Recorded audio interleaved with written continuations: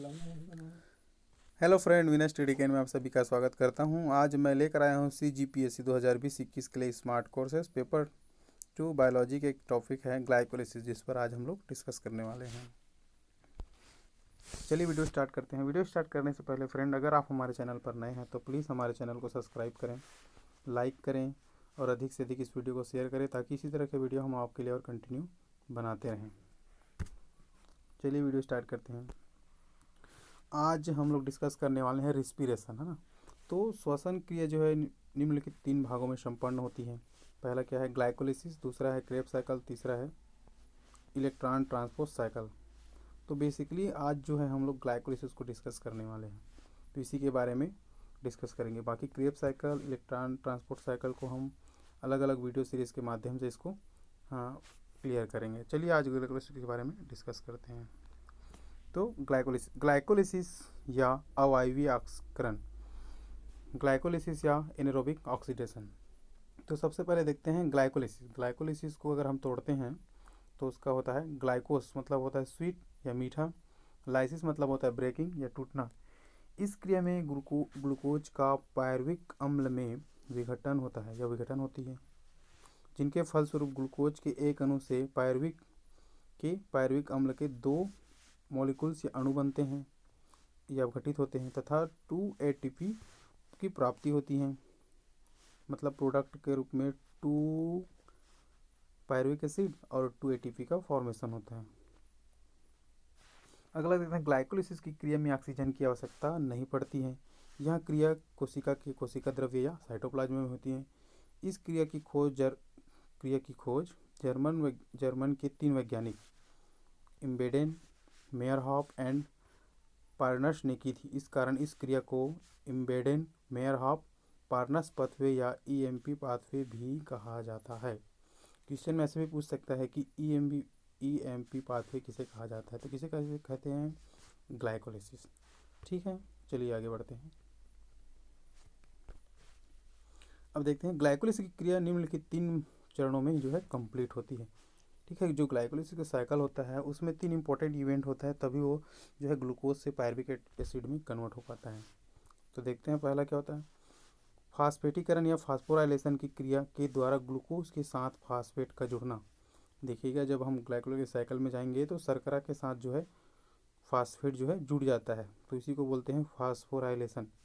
Phosphorylation जहाँ भी लिखा रहेगा तो आप समझ जाना कि उसमें फास्फोट जो है ऐड हो रहा है, और फास्फेटेज लिखा रहेगा तो उसमें क्या होता है, फास्फेट का रिमूवल होता है। कोई भी जो भी प्रोडक्ट होगा उससे जो है अगर फास्फेट का रिमूवल होगा तो उसे फास्फेटेज लिखा रहेगा, फास्फोराइलेशन नहीं लिखा रहेगा।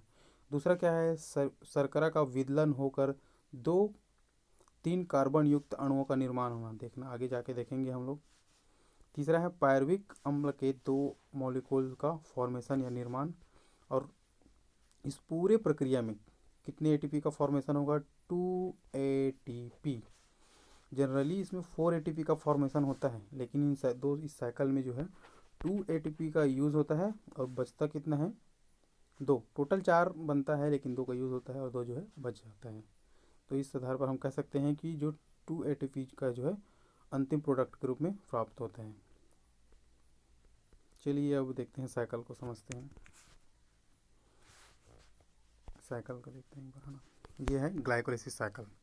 ध्यान से समझिएगा इन साइकिल को। चलिए पहले देखते हैं थोड़ा सा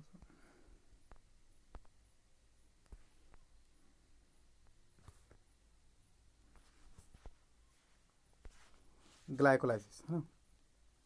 ग्लाइकोलिसिस का साइकिल जो है बहुत सारे, ग्लाइकोलिसिस का साइकिल जो है 1 से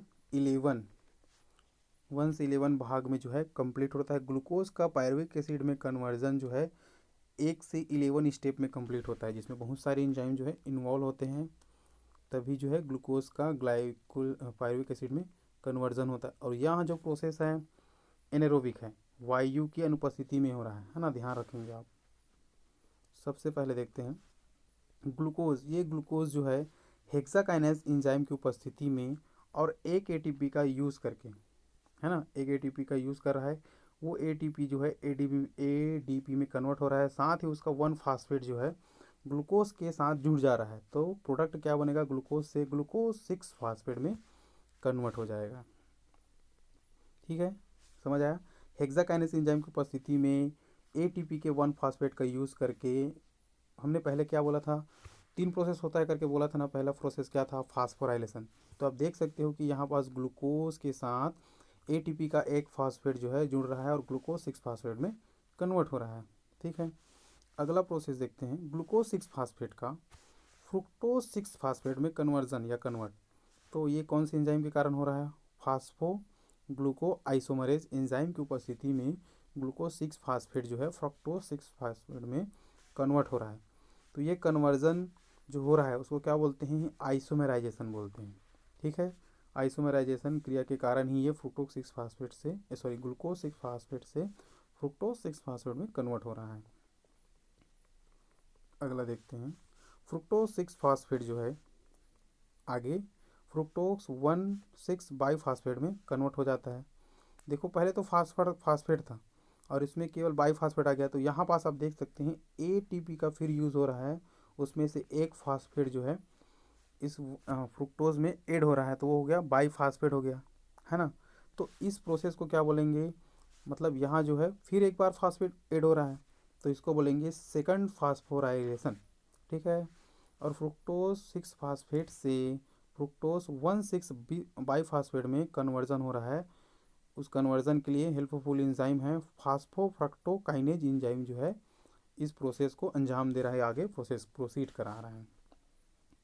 ठीक है, अगला देखते हैं, फ्रक्टोज 6,1,6 बाईफास्फेट जो है दो प्रोडक्ट बनाता है। पहला तो 3 फास्फो ग्लिसरेल्डिहाइड है ना, और दूसरा है डिहाइड्रोक्सी एसीटोन फास्फेट।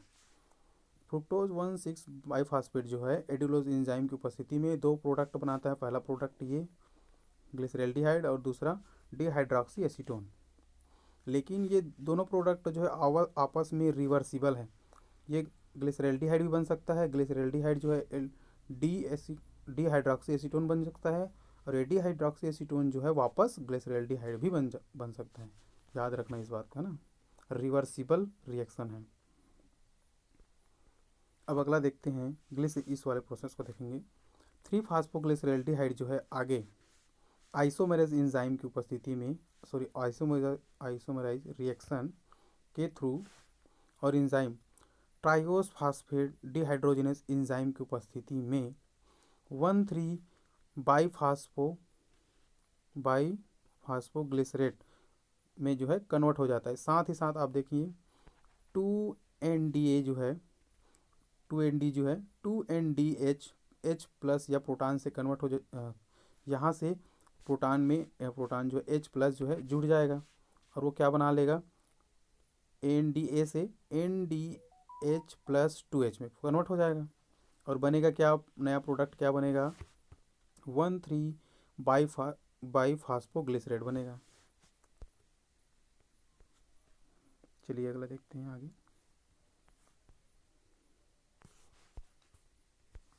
अगला फिर 1,3 बाईफास्फोग्लिसरेट से फास्फोग्लिसरोकाइनेज एंजाइम की उपस्थिति में और साथ ही साथ यहाँ फिर देखना 2ADP जो है, अब इसमें से फास्फेट जो है मतलब 2ADP में 1,3 फास्फोग्लिसरेट से एक फास्फेट जो है रिमूव हो जाएगा, क्योंकि यहाँ काइनेज लिखा है। काइनेज क्या करता है, फास्फेट का रिमूवल करता है ना। तो वो जो है 3 फास्फोग्लिसरेट बन गया, एक को निकाल दिया, बाईफास्फेट है तो एक फास्फेट निकल गया, तो 2ADP जो है इसमें कन्वर्ट हो जाएगा, 2ATP में कन्वर्ट हो जाएगा। तो अगला प्रोडक्ट क्या बनेगा, 3 फास्फोग्लिसरेट। ठीक है, अब अगला देखते हैं, ये 3 फास्फोग्लिसरेट जो है 2 फास्फोग्लिसरेट में कन्वर्ट हो जाता है ना।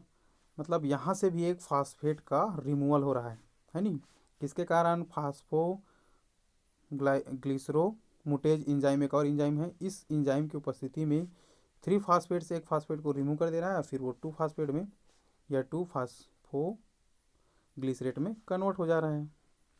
ठीक है, उसके बाद ये 2 फास्फोग्लिसरेट जो है एनोलेज एंजाइम की उपस्थिति में हाइड्रोलाइज कर देता है। 2-फास्फोग्लिसरेट का हाइड्रोलाइज कर देता है। हाइड्रोलाइज मीन्स ऑक्सीजन H2O को रिमूव कर देगा, वाटर बाहर निकल जाएगा।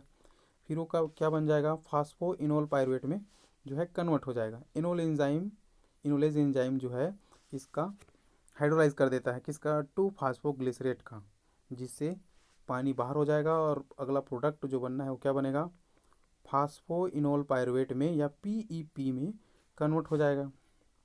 फिर आगे क्या है, इनोल पायरुवेट जो है, पायरुवेट काइनेज मतलब काइनेज मीन होता है फास्फेट रिमूवल करने का काम, है ना। तो ये जो इनोल पायरुवेट लिखा है ना, फास्फो, तो इसमें से फास्फेट ग्रुप को रिमूव कर देगा और पायरुवेट का अंतिम प्रोडक्ट के रूप में पायरुवेट बन जाएगा। जैसे कि आप यहाँ देख रहे हो, यहाँ से 2ADP जो है ऐड हो रहा है और साथ ही साथ जो इनोल पायरुवेट का फास्फेट है उसको अपने साथ जोड़ ले रहा है या ले जा रहा है, तो बनने वाला प्रोडक्ट क्या हो रहा है, 2ATP बन रहा है अंतिम उत्पाद के रूप में, है ना। तो आप बोलेंगे कि यहाँ सर 2ATP यहाँ बन रहा है, 2ATP यहाँ बन रहा है और अंतिम उत्पाद में आप 2ATP बोल रहे हो करके, है ना। तो आपका क्वेश्चन सही है, पर ऊपर आप देखिए, ऊपर आप देखिए टोटल इसमें एक बार मैं बोल देता हूँ, टोटल जो है इसमें 4ATP का फॉर्मेशन होता है, टोटल 4ATP का फॉर्मेशन होता है ना। और इसमें से 2ATP आपने गौर किया होगा ऊपर, तो 2ATP जो है आगे यूज़ हो जाता है ऊपर के रिएक्शन में। आप ये देखिए फर्स्ट ATP यहाँ पास, फर्स्ट ATP यहाँ यूज़ हो रहा है और सेकंड ATP यहाँ यूज़ हो रहा है। तो इसमें कितना ATP बनता है, टोटल 4ATP बनता है, 4ATP बनता है और 2ATP जो है यूज़ होता है। इसलिए फाइनल प्रोडक्ट के रूप में अगर देखा जाए तो 2 पायरुवेट और 2ATP का फॉर्मेशन होता है। चलिए अगले देखते हैं। Thank you friend watching this video.